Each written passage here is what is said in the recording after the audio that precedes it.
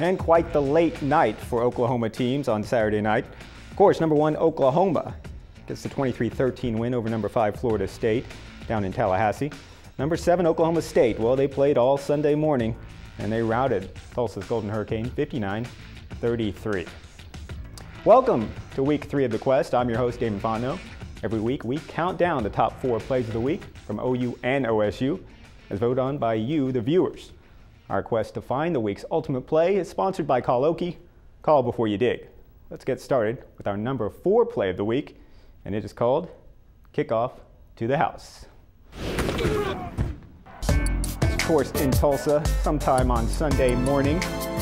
May have been 1 a.m., but Cowboys sophomore speedster Justin Gilbert is fully awake when he took this kickoff at the 4-yard line.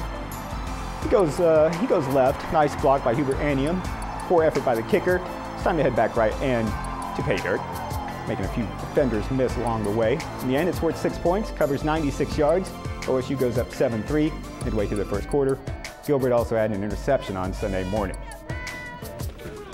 How about Brandon Weeden's tweet? Last night was crazy. Big thanks to the fans who stayed around and watched. Good win for us. Now it's on to A&M. Hashtag gotta get better.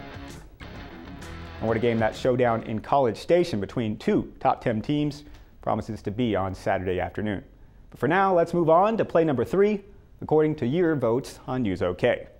At number 3 is a play from down in Tallahassee called Tip to Pick. This was a huge play because it was in the 4th quarter after the Sooners had taken a 20-13 lead. Seminoles gave up the ball in a hurry. Ronell Lewis tipped the Clint Trickett pass. Javon Harris made a sweet interception at the Seminoles' 33-yard line. He went on to kick the ugliest 31-yard field goal you've ever seen. Force won 23-13. Javon Harris had a great night with 2 interceptions and some ridiculous hits. Halfway through the quest, sponsored by Call Okie, and while those first 2 plays were great, these next 2 plays really garnered the large majority of your votes.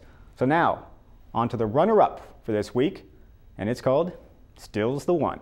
What a dramatic situation this was, tied at 13, midway through the 4th quarter.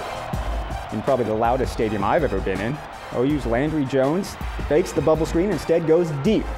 The receiver Kenny Stills, savvy sophomore, slows down, slightly underthrown ball, and uses his 5-inch height advantage to go up and snag the 37-yard touchdown pass. That's a nice catch. OU takes the 20-13 lead with 7 minutes left, and the crowd is quieted for once. Sooners go on to win by 10. Stills had a career night, great night, making his debut. Remember, he was suspended week 1. He had 7 catches, 125 yards, and the score. That guy right there, Landry Jones, well, he threw for 199 yards. Of course, he had the 2 costly picks, but they get out alive. That's all that matters. Win in advance. Forever, but you know, it got to me, and I made the play, and I didn't know what to do. I didn't know what to celebrate. I didn't know. You know, I was cramping up at the time, so I was just excited. The ball to Kenny, put it right where Kenny had a chance. It was really well covered, and Kenny put his hands up, and it stuck. I had a great view of it, and it was a great ball. I guess it was a little underthrown now that I think about it. I thought it was going to be easy at first, and then, but hey, Kenny made him look good. And Kenny Stills is always tweeting. If you don't follow him, maybe you should. We get about 3,000 a day. Man, tonight was amazing, he said. Our team played through adversity and showed some heart.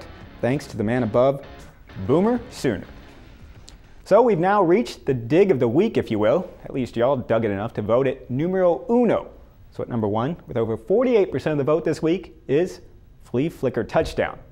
This play was another one that was actually early enough in the game where some of you may have still been awake on Sunday morning.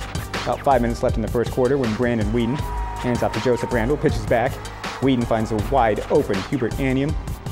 It's a good throw by the orange-headed wonder, but Anium was wide open for the 36-yard score.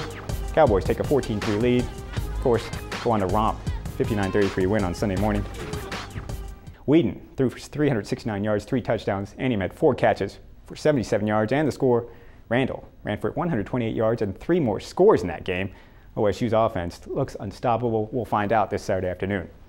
So that wraps up another successful quest sponsored by Call Okie. Call 811 before you dig, so your neighbors don't end up calling 911 to get the ambulance out there for you. Remember, you can vote for the top plays every week from Monday to Wednesday on News OK, and you can send us your tweets and comments on Twitter and Facebook. at The Quest on Twitter, at NewsOK Sports. Get on there, follow us, and send some tweets and let us know what you think. The play was missed. You'd rather see some different plays out there. Of course, Facebook NewsOK Sports. On to next week's schedule. This is going to be a big week. OSU goes down for that showdown. Goes down to College Station. That'll be a 2:30 game. OU plays Missouri, 7 o'clock in Norman. Yeah. I got to take my notes. I got to get the tight ends more catches. I got to get Roy more snaps. I got to. Well, are you considering kicking? I thought we won last week.